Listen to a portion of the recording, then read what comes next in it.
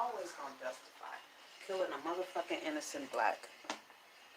Hi, you guys. Welcome. I hope y'all didn't hear any of that as I was walking in. Happy Friday. Happy Friday. Welcome. Welcome to another episode of Get Paid with Creative Nomad show. I am tired, y'all. I am tired. I'm really tired. So, because I need a little boost and a pick me up, I've decided to make today's episode about encouragement and courage because that is what we need right now. That's what I need right now. And so that's what we're going to get into. Hey, Miss Rhonda. Welcome. Happy Friday. How are you? So, yeah, this episode is going to be about courage and encouragement. I wrote down the definitions of both. I actually wrote this down last week. So, it's very necessary today. Today's episode, it is. My intent is to speak to whoever watches this, who's on now or in the future, to really speak to and try to resonate with Black Americans. That's really my intention in this particular episode. So, because shit is hitting the fan, as it should. As it should. It's been a long time coming. So, yeah, we have to be courageous. We really have to be courageous right now because, it's going to get much uglier before it gets better. But I want to start this off by bringing up something that I think many people don't think about, and that is Independence Day and how this country gained its independence and what they were willing to sacrifice to get their independence and their freedom from the Brits, which was they knew they were going to have to go to war. They knew they were going to have to fight. And they were willing to fight. They were willing to die. They were willing to lose their lives for their freedom. They were not apprehensive about that. They weren't scared. Their motivation was, we need to be our own free, independent states, separate from the Brits. They felt like they were their own men and they couldn't be fucking told what to do, when to come, when to go. And then all these Brits were, all these British soldiers were, walking around here, and it was chaos. It was chaos, and they were tired of being ruled by the Brits. So they came together. They knew they were going to have to fight, die, kill, all for their freedom, and it was worth it. Like Malcolm X said, baby, the cost of freedom is death. So right now we're dying unarmed, senselessly, just because we're Black. For me, I'd much rather die with some blood on my hands fighting for my freedom than to just die in my bed or die at the hand of some fucking racist. So they were courageous. They were very courageous in their efforts and in their stance. Like they didn't back down. And that I'm going to read the dictionary definition of courage. First is the ability to do something that frightens one. You don't think they were a little bit scared? Because they knew they were going to die and have to kill. And, it's like with anything. Right before you have a little bit of nerves, you be a little nervous, you're scared. But it's the ability, the ability.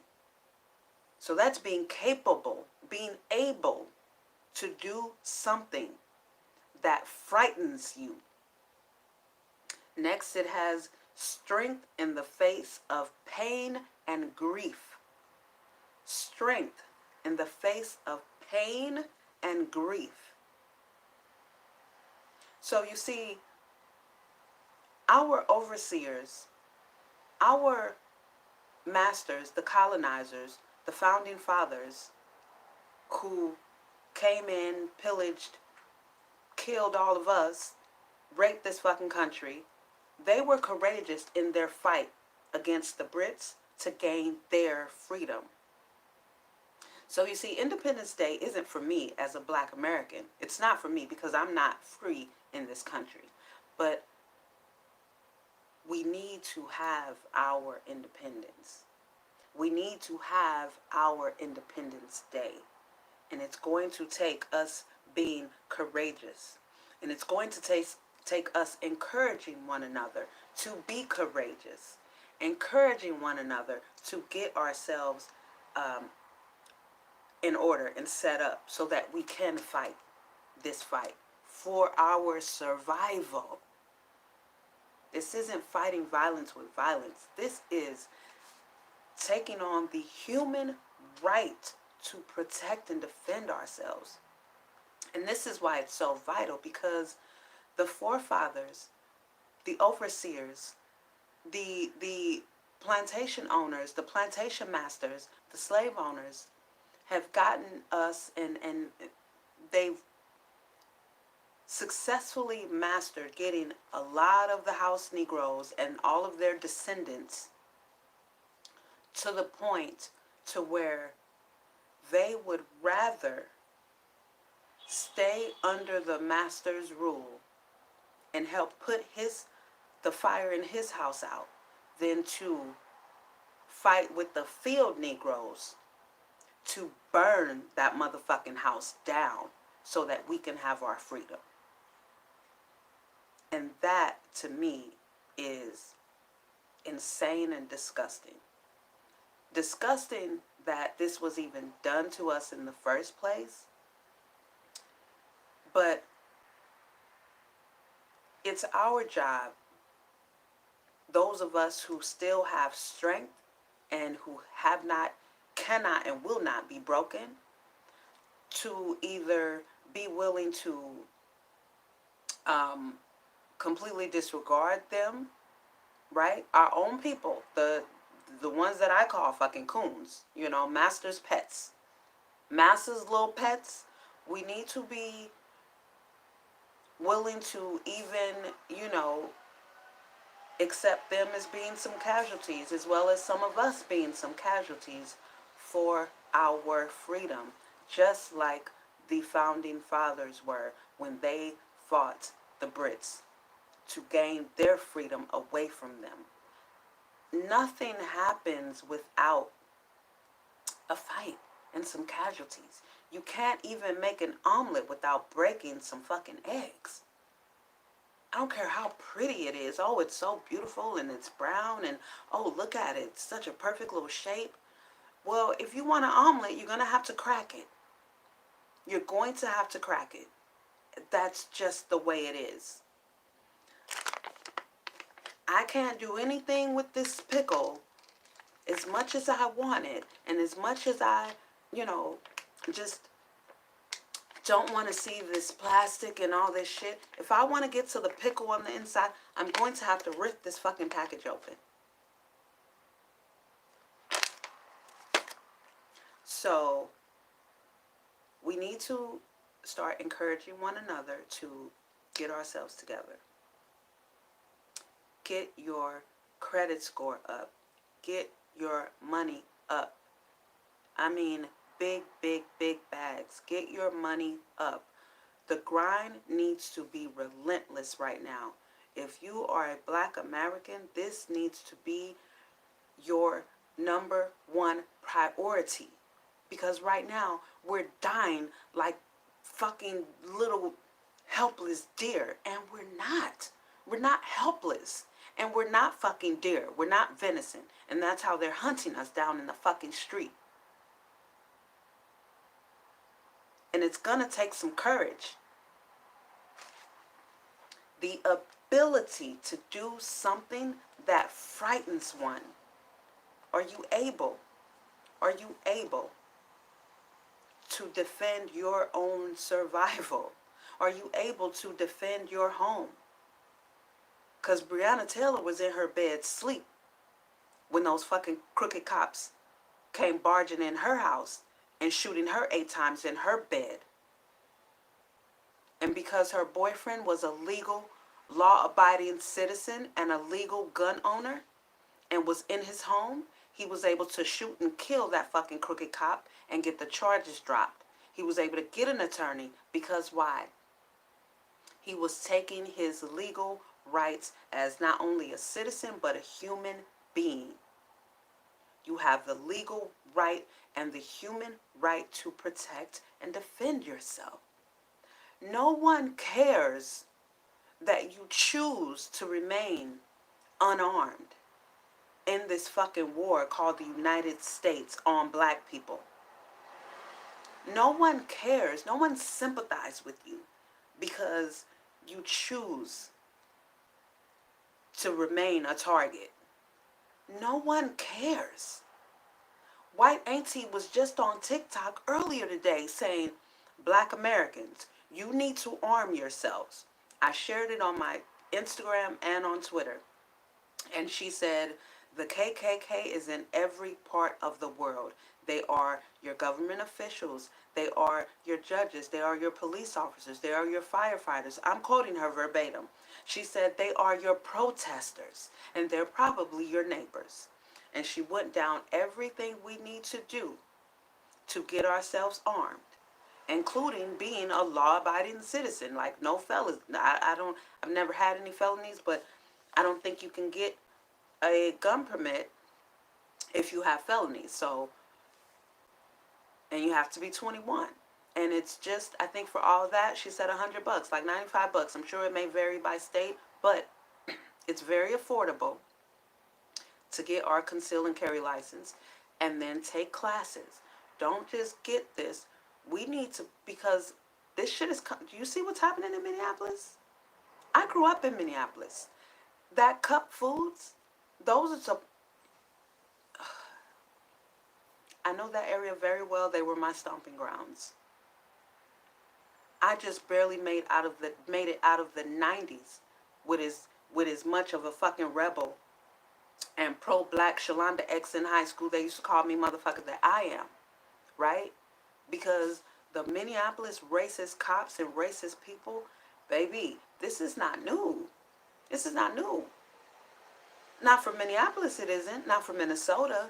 This is not new. That is why now you're seeing what they're doing, because they're tired. We've been dealing with those racist cops and racist Minnesota for decades, and no one came to our aid.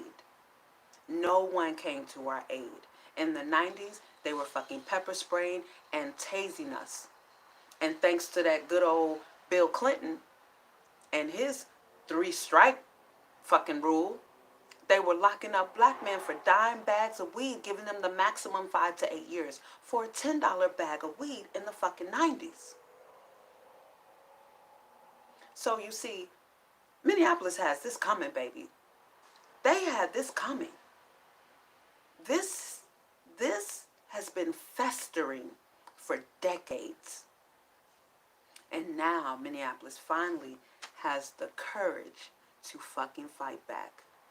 Because we're tired. All we're trying to do is live. That's it. That's all we're trying to do is live. We're not...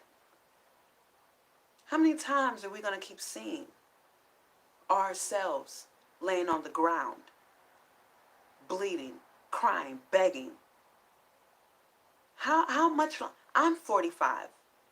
And I've been seeing this and living through this and dealing with this and fucking going back and forth with the cops and watching them break my mother's knee in 2 places for 35 fucking years. Baby, I'm tired. Not tired like, oh, I just want to lay down and give up.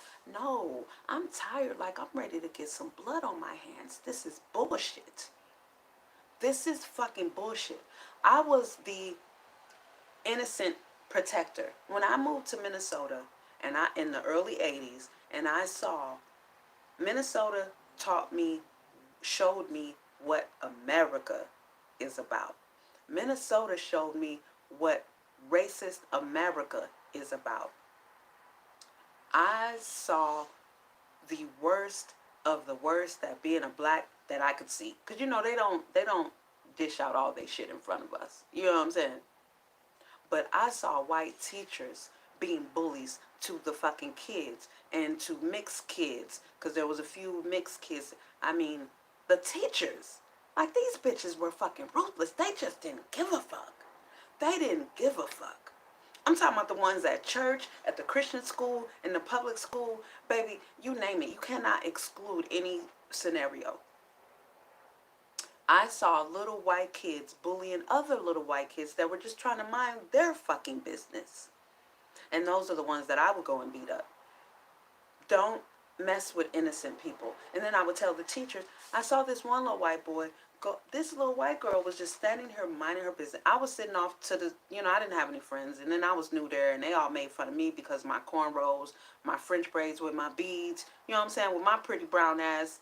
They all tried to teach, but I wasn't. I can't be broken. So I'm sitting there minding my business. We're at recess. And the little white boy goes from behind, shoves this little white girl, knocks the wind out of her. She starts crying. Now, I had already, I come in the middle of the school year, and I had already, because them motherfuckers teasing me, and I was smacking them up left and right. So I'm trying to be cool now, because it's like I stayed in trouble. And I told the teacher. I went immediately and told the teacher, the white teacher. You know what she did? Nothing. She did nothing to little Tommy's ass for going and pushing and knocking the wind out of little Nadine. She did nothing.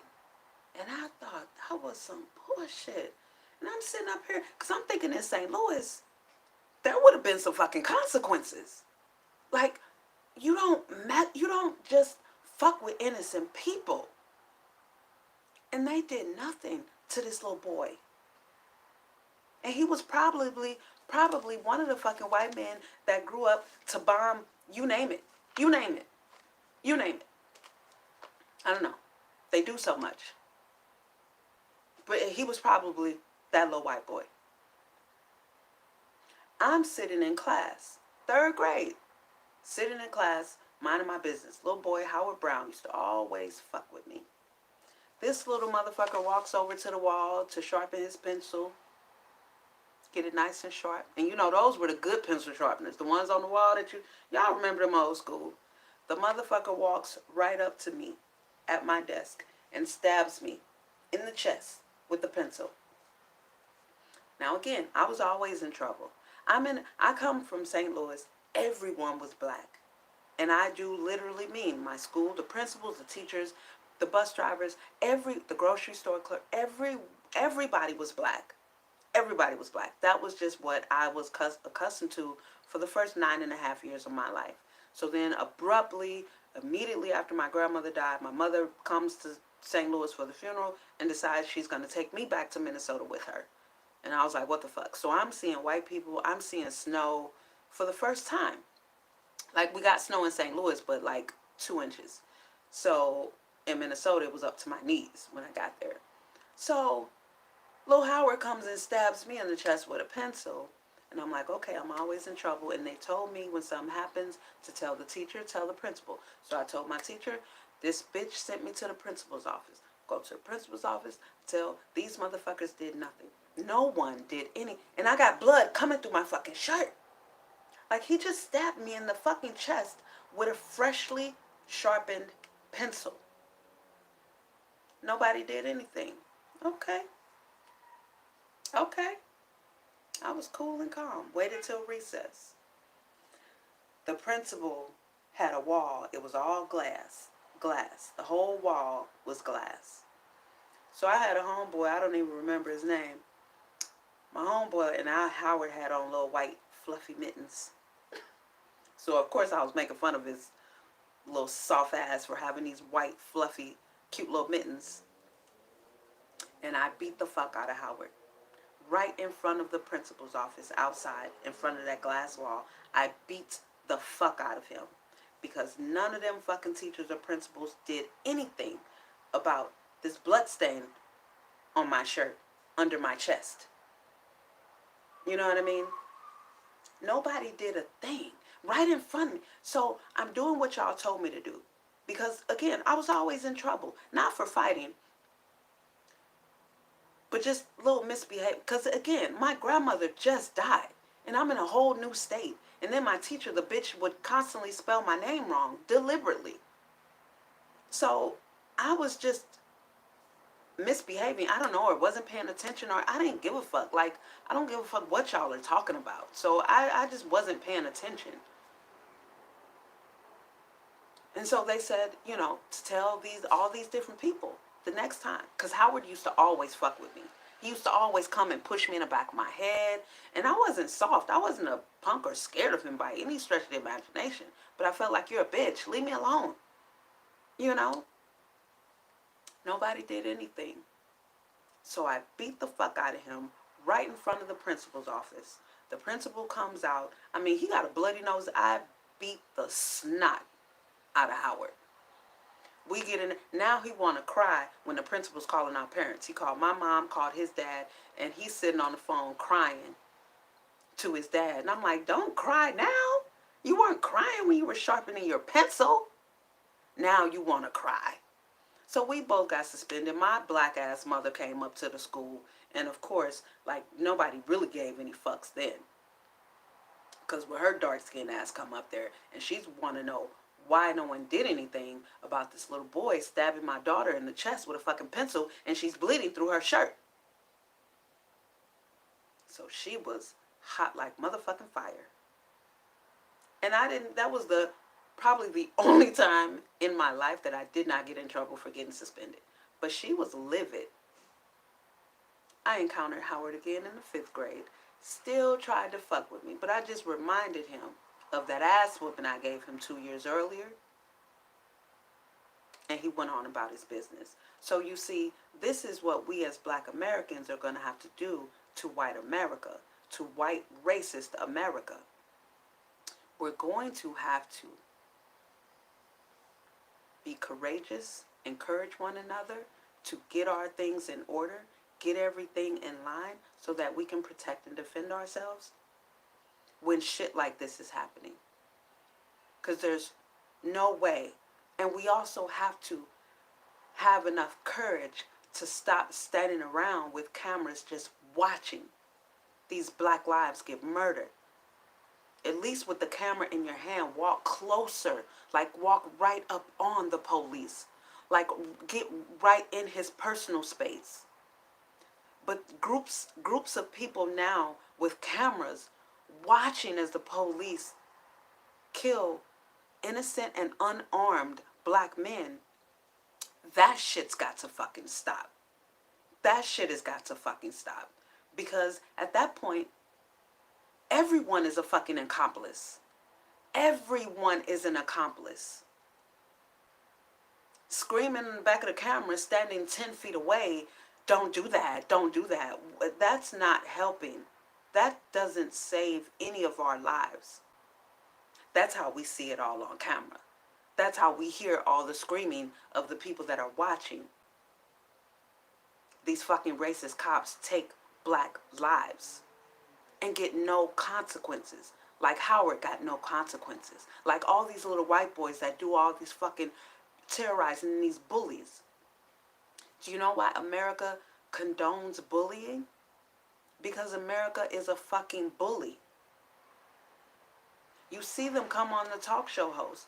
You see all the white kids that have been bullied throughout all their life and then they become adults. You see, maybe you guys don't see, But I've seen how old was she? The 14-year-old white girl that committed suicide on Facebook Live. And this was just when I was living in Arizona. She hung herself. She had what she had, said what she had to say, and she says she's tired of the kids bullying her, calling her a slut. She's tired of no one protecting her, no one helping her, no one defending her. She said she's tired and she feels like she's fucking worthless because no one comes to her aid.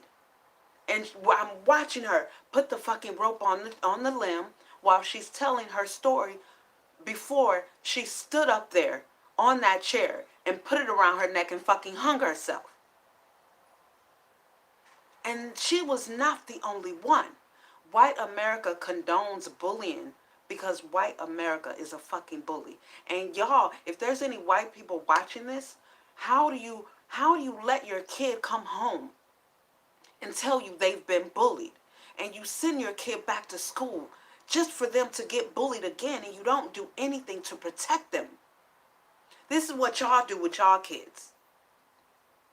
How? How can you? Like, is white supremacy that fucking amazing that you're sacrificing your own children?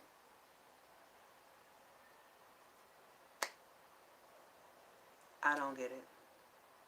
And I will never get it. I will never get it. Because I'm a human being that lives with so much fucking melanin that no one protects me. No one defends me. No one looks out for me. So that's why I can feel and I can be a little girl that can beat up the white bullies that bully other white kids. They didn't bully me. I wasn't bullied. They knew not to fuck with me because I would smack the shit out of them. And that's just on being honest. That's just on telling y'all exactly the truth. So we have to be courageous in this fight for humanity. Some lives are going to be lost, but how many lives are being lost now? Just because it's not white lives. I just saw a video yesterday of a white guy in a pickup truck. It was a male police officer that came in through the passenger door, and the female, because I didn't see him till after, but a female police officer had him hemmed up from the front. And she's punching him. They both are on his back. And I don't know if it was mom or whoever it was recording it, but she was like, Jason, whatever, Jared. I think Jared was, or I think it was Jared. But she was like, they're going to hurt you, not kill you. Because see, when you see those videos of us that were already detained, right? Our thing is, they're going to kill you. And we're already compliant. So, but she's like, Jared, stop it. They're going to hurt you. So she got to punching him, the police officer got to punching him in the face. He punched her ass a couple of times back. But he, they have energy. So he ended up getting out of the truck on the ground. He punched her a few more times. The male cop is on his back. On his back now, right? He gets him to the ground. His pants he beat their asses out of his jeans. So he got all ass crack showing. And he ends up flipping on top, gets their fucking baton, smacks her across her head a couple of times, smacks her boy across his head a couple of times. Now this is three white people. Two of them are cops. Jared then proceeds to jump in the fucking cop car, lock them out. Though no one has guns drawn. None of them pulled out their gun. Right? This is white on white shit. This is how comfortable they are with one another. No one pulled out their gun. This motherfucker locks them out of the police car and pulls off in the police car. And even as he's driving away, no one shot out the tires. No one even reached for their gun. And you know what's going to happen to him when they catch him? He's going to get a police escort to court. Get a little slap on the wrist. Because they're very familiar with him. Y'all remember I mentioned the song? Just the good old boys, never meaning no harm. They've been in trouble with the law since the day they were born. So they already know Jared. He already got a motherfucking record. And he's still gonna get a slap on the wrist. I saw another video yesterday. Again, cause see, they're killing us every fucking day. Every fucking day. You hear about in what was it, in PA? New York, I think it was New York, the black woman that the motherfucking police pushed off the balcony and then said it was suicide. This was 3 days ago. Like, I can't even keep up. But I saw another two cops had a black guy on the ground, holding his arms, and the motherfucker saying, "Put your arms behind your back." Motherfucker, you got my arms behind my back. What the fuck do you mean? Now, while they have him on his stomach and they're holding his arms, two of them on top, you know what one of the cops was doing? Punching him in his fucking spine. And as his mother kept screaming, "He got a spinal injury," I'm thinking, why the fuck are you saying that? That's why he's punching him in his fucking spine. He's trying to cripple his ass.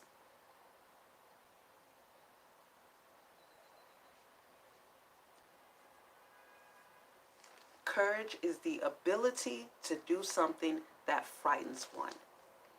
You don't think it would be frightening for me, but you know what's more frightening? Right now. Right now is more frightening for me. Because no matter how I look, no matter how courageous I may look, no matter how eloquent I may speak, no matter how put together I may be, what this camera doesn't pick up is how fucking terrified I am anytime I walk out of the goddamn door. Even if it's just to go to Windchill's next door or go to Circle, it doesn't matter. That is what none of this camera, that's what you guys don't see. The terror I have inside just at knowing I'm about to walk out the front door. So for me, in order for me to survive, I have to be willing to die and fight and defend myself. I have to be willing to defend myself. And any humane human being has to understand any group of person that has been watching themselves get murdered by random racist and by law enforcement. You have to understand why now we have to start defending ourselves as Black Americans. Because this is how the United States of America became free from Britain.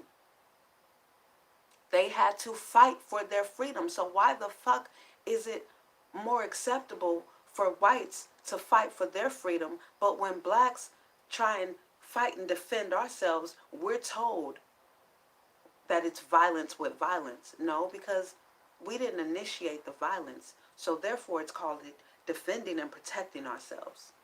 It's not called fighting violence with violence. It's called finally remembering that we're humans and we have the human right to protect and defend ourselves. We have the human right to fucking walk down the street. We have the human right to jog in any neighborhood.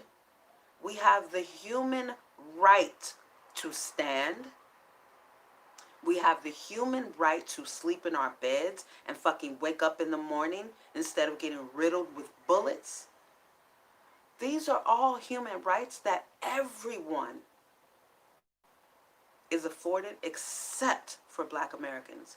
And we have the human right to demand that that fucking Constitution gets changed, and that the fucking section that says that we are looked at like cattle and are 3/5 of a person, that shit needs to be removed.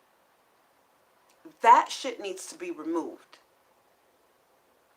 And we have the right to demand that. We're not cattle. We're not expendable.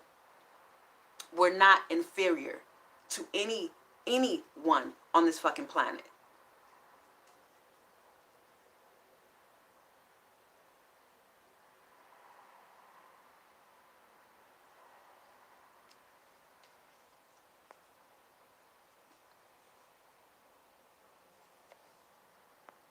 Oh, I wish I could make this bigger.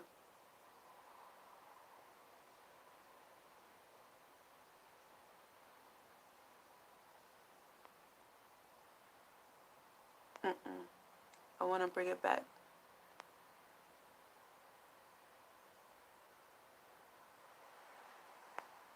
But at this point, it's beyond white on black. At this point, it is exactly good versus evil.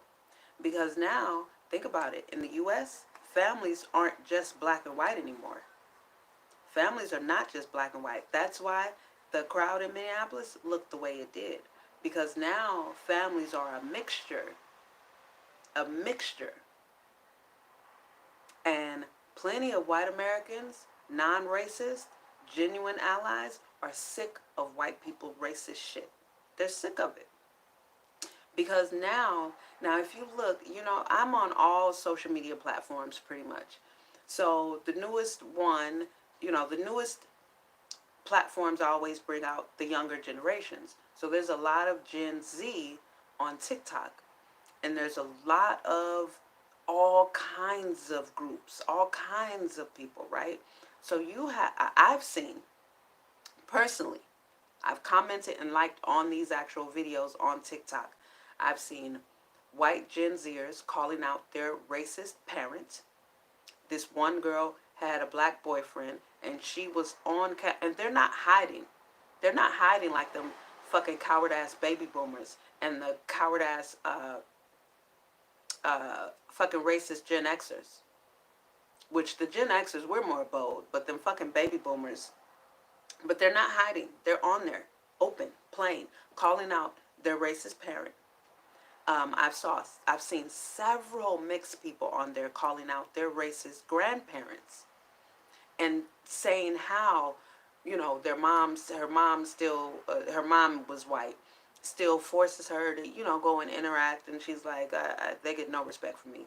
But she's saying how her granddad calls her mom a nigger lover and calls her a nigger, and her mom, she's like, that's her dad, whatever, but I don't fool with him. So you see, it's not even black versus white anymore. It's good versus evil. It's just all of the evil motherfuckers are all white. So that's why it could look like that. But no, it's not. And then, a couple of their coons and house Negroes are going to be taken out with them because, they're going to jump in front of Massa to take the bullet for them. And I'll gladly be the one on the other end of that motherfucking shotgun. Gladly. It comes down to simple good versus evil, humanity versus inhumanity, justice versus injustice. And everyone is tired. Everyone is tired. Because now with all the mixing, with as badly as they wanted brown babies, and now they have them. And now these brown babies, because each generation that's born, baby, they're born more bold than the last. Like, and the Gen Z got a little bit of the millennial and a little bit of the Gen Xers in them. They have our toughness in our fight. And then they have the kind of not give a fuck about how you feel about it from the millennials. So they got the best of both worlds. And they're coming. They're coming. They're coming hard. They're coming fast and furious. They're not playing. Because everyone is mixed now. Dinner tables don't look like it used to in the fucking 50s and 60s. This ain't that. This is not that. Not at all. So, baby, it's good versus evil. And we'll see which one is going to win out. But you quarantine people. You reduce their income significantly, right? You put them in a position of damn near annihilation. You know what I mean? Fucking displacement. And then you keep up this bullshit. You keep up this racist bullshit. They even fucking rioted here downtown LA because they killed George Floyd like that. So everybody's tired. Every fucking body's tired. We're sick of the shit. And now in 2020, everybody's with the shits. Like, everybody's down to get out. And this is what has to happen. It has to happen. You know, sometimes when you're cooking a big dinner, you're going to make a mess in the kitchen. The kitchen's going to get messy. It's going to get messy. You're cooking a lot of shit. I mean, it's just the price we have to pay for freedom. And the more people tell us that MLK bullshit, in which even at the end of his life, MLK knew he fucked up. He knew he fucked up. So we can't keep, we see what happens when no one does anything to the bullies. Like I said earlier, these young kids are committing suicide on live Facebook because no one is protecting them. No one is fucking reprimanding the bullies. This country does not give a shit about bullying. This country bullied its way into owning this fucking land. It was all bullying. You know, back when I was a kid, they were proud to talk about their history. And all I heard was a bunch of evil shit. That's all I heard was a bunch of theft, a bunch of deceit, a bunch of murdering, a bunch of stealing. That's all I heard when they were bragging about all the shit they've done. That's all I heard. That's all I saw was a bunch of evil motherfuckers that just doesn't give a fuck about anyone, not even themselves. That's why the mothers don't protect their children when they come home and tell them they've been bullied, because they don't give a fuck. Everything is all for the sake of white supremacy. How could a mother not protect her children from being bullied to the point to where her kid is going live on Facebook to commit suicide? The suicide rate of these young people being bullied in person, cyberbullied, is because no one is protecting them. No one is bothering to stand up or give a fuck. And why? Why? It doesn't make sense to me. That absolutely doesn't. And I don't need it to make. I got way too much melanin to even understand it. You know what I mean? Like, I don't need to understand it. I don't want to understand it, because I could never think like that. I could never have that mentality. It wasn't meant for me to have that mentality. That's why I look like this and not like that, because it wasn't meant for me to be on that side of the fence. Because I could never imagine killing my mother. I could never imagine killing my kids. They've pissed me off. You fucking right. You goddamn right. I felt like my mother has done some shit, you know, in the way of like not protecting me and different things, not sticking up for me and different things like that. But I can't imagine that. It never crossed my mind. And this is just me being honest, to fucking kill her.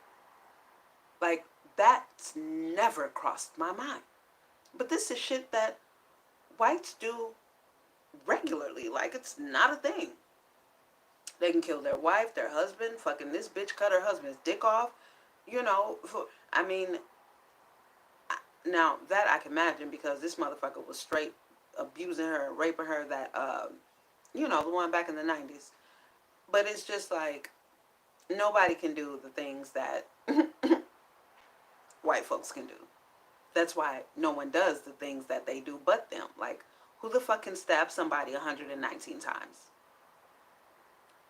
How inhumane is that? Just like you can have this fucking cop with two other cops holding down someone while he's kneeling and smirking. Had a whole smirk on his face. One hand in the pocket. Like, this is nothing. This is all in a day's work. Just killing a nigga. All in a day's work. Nothing.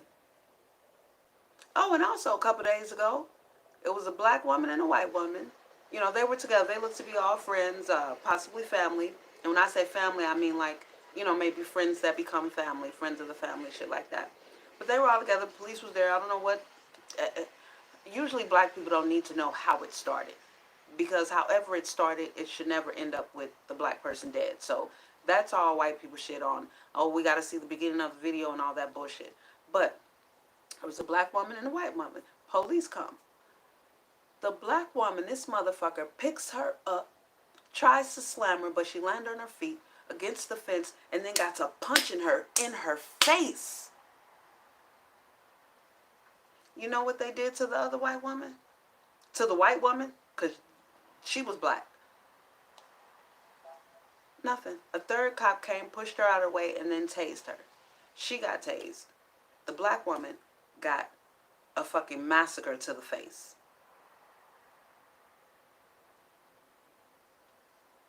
And this is all within the last 2 weeks all this shit has happened.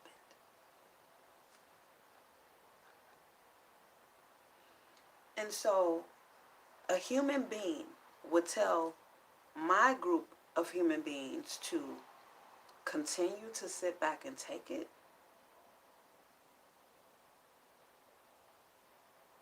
To me, that just sounds like you want me dead. It sounds like you want us dead as well when I hear that. That's all that sounds like to me. Because I know most white Americans don't give a shit about their kids, right? Because it's all for the sake of white supremacy. And I don't mean to come off harsh or anything, but just look at the stories and the statistics. I can't make this shit up. Willful ignorance. No one can, I can't sympathize with willful ignorance. You can Google all this shit. You can Google who are the biggest crime committers in this country. All of these are open public information. So because it's a black woman saying these things and it may come across harsh, you know, Jimmy crack corn, because it doesn't come across harsh when you're watching innocent, unarmed black people get murdered. And then you say, well, how did it start? Well, where was the beginning? See, you see how that's fucked up? Or when you combat Black Lives Matter with All Lives Matter. Well, let's talk about this for a minute. If all lives actually mattered, there would never have been a Black Lives Matter protest, because all includes all, right? If I tell someone, go upstairs and grab all of my eyelashes for me, and they only come down with 3, I'm like, what the fuck? I said get all of them. So if all lives don't include black lives, then just specifically say the lives you're talking about.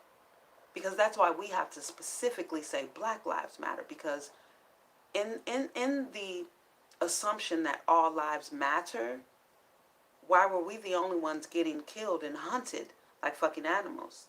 If all lives mattered, why are we dying in handcuffs, restrained and detained by police officers? Why are we dying by the hands of civilian white men? If all lives matter, why are Becky, Amy, and Karen so comfortable calling the police on a black man and making a bold-faced lie-ass claim on him because she knows that if the police come, they're going to kill him?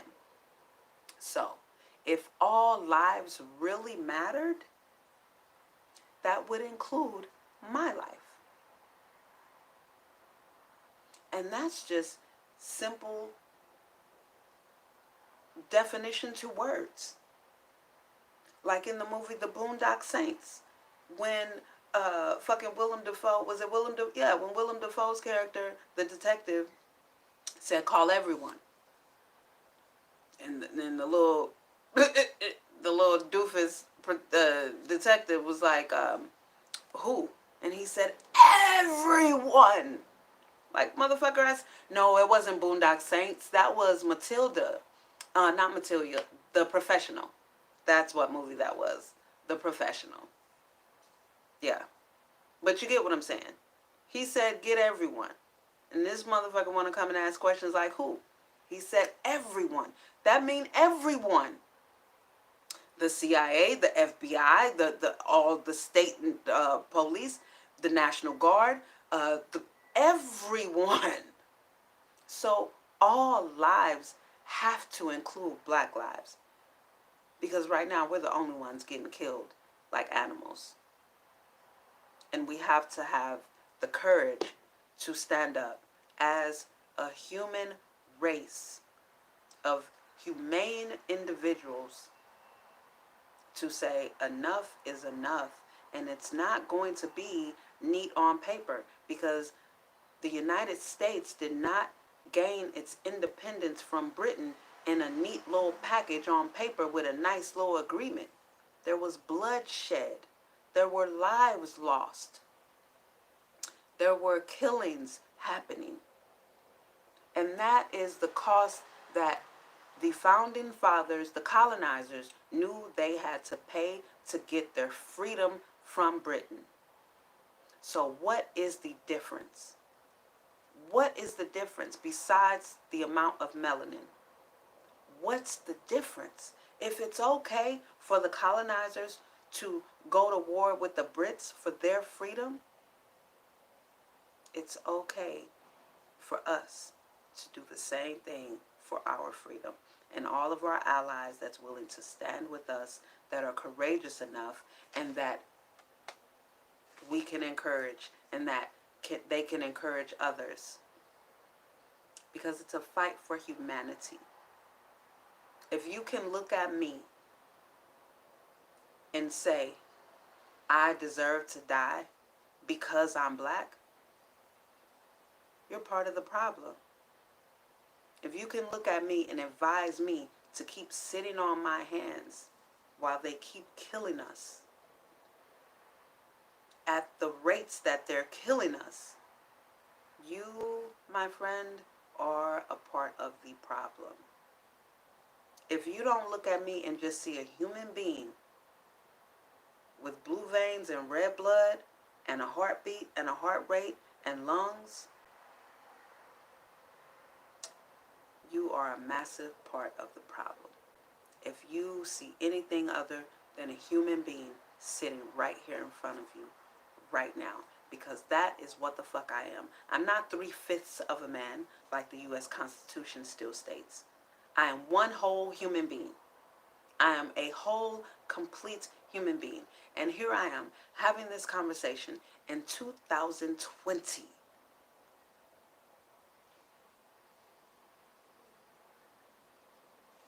And it doesn't seem to be a problem for anyone. And that is why they're going to burn Minneapolis to the fucking ground.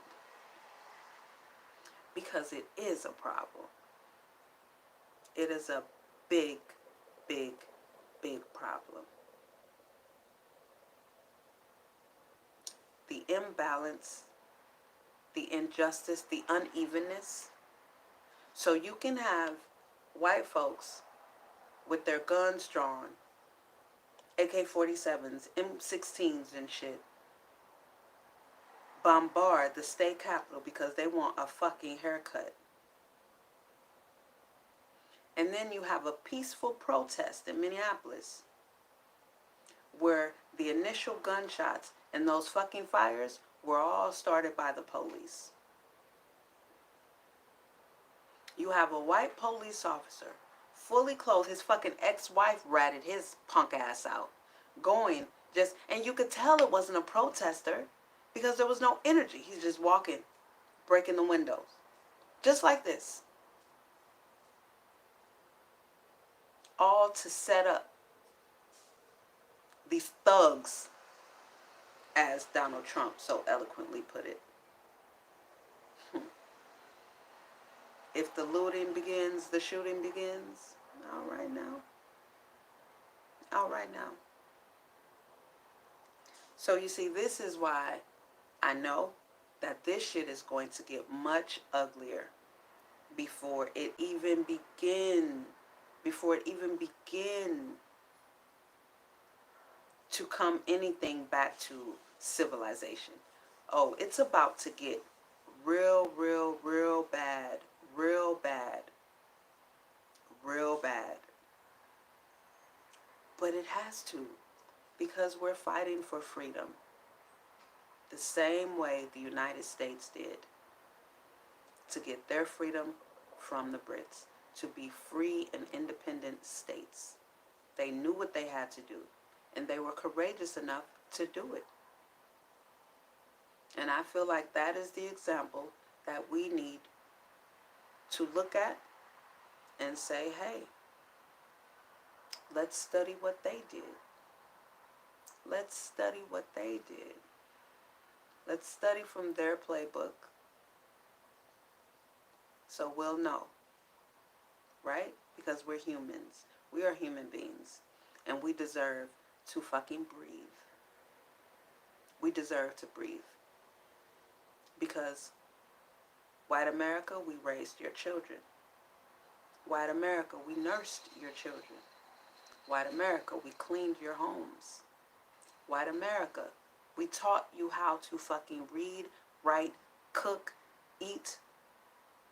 White America, we laid down our fucking lives so that you can be as grand as you are.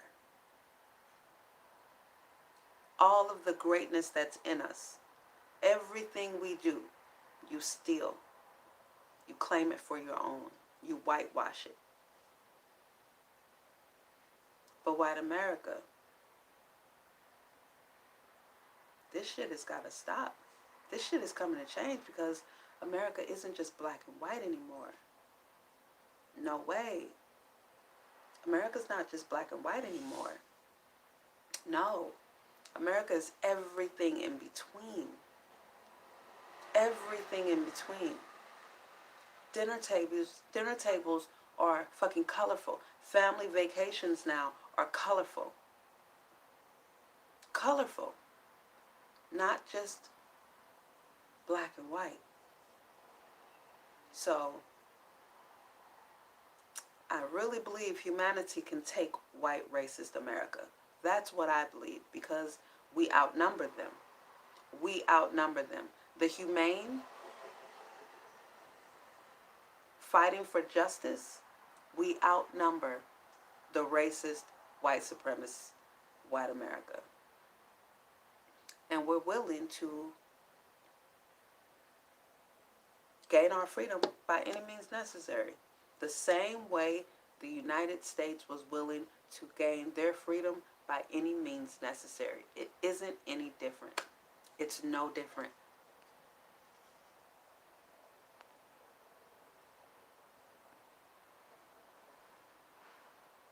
A Nazi regime, yeah. He knew him, exactly. Yeah, they worked together.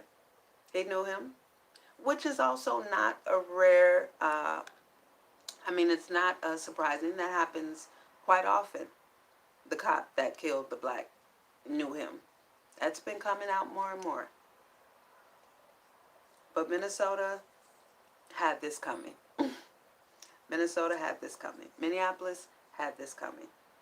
That is one of the most racist places in this country that I've ever been. It's sickening, sickening, sickening how racist Minnesota is. So I just think more people should be on the side of humanity. Period. Because we have melanin, but at the end of the day, we're human beings. We're human beings. It's not like we're some form of animal. We are human beings, and we deserve to be treated humanely. So I think if you don't consider yourself a racist, and not just white either, because we've been profiled and been called nigger by pretty much everyone. I've been called a nigger by Asians, by Mexicans, whites, of course. Everyone. There hasn't been any other minority group that has not either profiled me when I walk into their fucking store or called me a nigger. I mean, first, instantly, that's the first thing. As soon as something pop off. So, you know, we really are in a class of our own. We really are in a class of our own. You have black Americans, you have people of color. That's how I see it. You have black Americans, you have people of color. Because no other person of color was taken from their homeland or even on their homeland for the indigenous and the Africans that were already in the Americas, that was already in North America, on North America. No other race, no other ethnic group was taken from one place to another specifically to be a commodity and slaves. No other ethnic group can say that is a part of their history except for black Americans. We're the only ones who has that in our history. So this is why I say we're not one and the same. And I feel like it's more of what George Carlin talked about in his stand-ups before he died, about how America softens up words, how they changed shell shock to PTSD.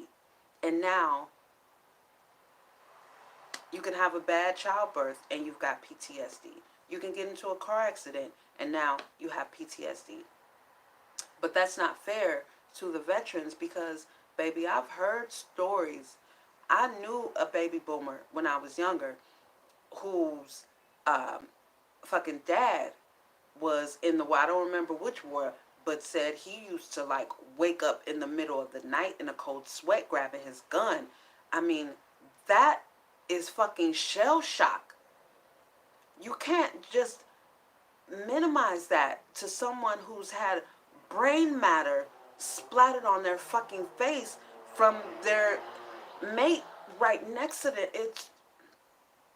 It's that alone is inhumane. That alone is inhumane. Do you guys remember how in the 80s and 90s we used to use the word prejudiced? And then it just like seemingly overnight, it went from being prejudiced to racist. Racist. The word is even more harsh sounding than prejudice. So you see what they're doing now? So now we're no longer black Americans or African, we're just people of color. No, the fuck not. I won't allow it. I won't allow it. Because that just disrespects and diminishes everything we've been through, including how we became African Americans. How did we become African Americans? A Mexican has always been a Mexican from the beginning of his lineage. A Hmong has been a Hmong from the beginning of their lineage. An African American has not always been an African American. We were made to be African Americans because we were brought here to be slaves, to be ox, to be workhorses. We weren't brought here to be human beings. So don't diminish and downplay my existence by calling me a person of color. I'm not a person of color. I'm a fucking black woman. I'm a black American. But that's what America does.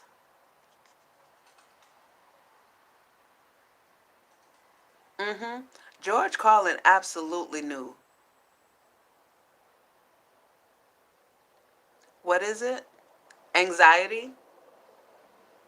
Anxiety? Yeah, I just don't think it's right to, because they treat the veterans like shit.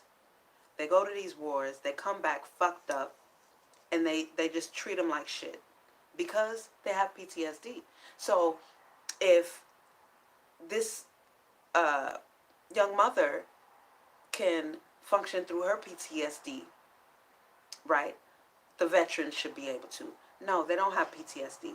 They have fucking shell shock. It's a total difference. His nightmares of seeing his comrades blown to pieces all over him, and seeing bodies blow up that he takes, like, it's disgusting. It is disgusting. You know another word? Humble and modest. Back in the 90s, it used to be modest, which by the definition, the dictionary definition of the word makes more sense. Oh, he was very modest. Oh, when he went to get his Pulitzer Prize, he was very, very modest about it. He knows he's great, but he was very modest. Now it's humble. What does humble mean? To lower one's existence, to lower your importance. Now everybody say, oh, you need to be more humble. No, bitch, I don't. I will never be. I know I'm great. I know I'm fantastic. I'm not boastful. I don't brag about it. I'm very modest. You know what I mean? I accept compliments well. But no, I will never be humble. I will never be humble. I come from humble beginnings. That makes sense. But to tell me to lower my existence, lower my importance, no, no. But I remember when the word used to be modest that they used. So you see how they just switch all this shit up? And I'm thankful to be a Gen Xer because I remember all this shit. I remember. The millennials don't, because it was getting phased out when they were babies. It was getting phased out already. So by the time they were old enough to even understand, it was already humble. It was already PTSD. You know what I mean? It was already racist. It was no longer prejudice. It was already this shit. So we can't forget that. The Gen Xers, the non-racist Gen Xers, the non-racist baby boomers, don't let the younger generation forget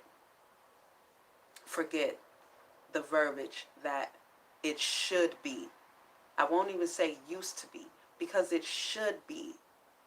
It should be. There should be a clear difference between a prejudice and a racist, because I feel we all have prejudices, because everyone is more familiar with what they're around or what they can relate to. It makes sense. But prejudice, back when we were saying it in the 80s and early 90s, it wasn't with the same harsh, life-threatening connotation that racist has. It would be nice if we could take care of our fucking veterans that fought and got fucked up for this raggedy-ass country and go back to saying they have shell shock and giving them proper care and treatment like human beings. And yes, you could say the woman that had a harsh childbirth, or some other traumatic situation happened to her, she has PTSD or he has PTSD. But our veterans, they're shell shocked. They don't fucking have PTSD. This is much more than a post-traumatic stress disorder. They have real fucking shock from all them goddamn shells flying around their head.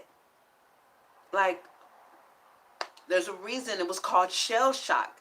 Can you imagine? Can you imagine? Just shells dropping everywhere, fucking just noise of guns and blood. Can you imagine how insensitive of a people are we to say, no, we're going to change that now, and you have PTSD, and you need to just get over it. That is insensitive and inhumane. These people lost their senses for this fucking country that doesn't even look out for them. There should even be a much bigger Veterans Day and Memorial Day should be big to-dos.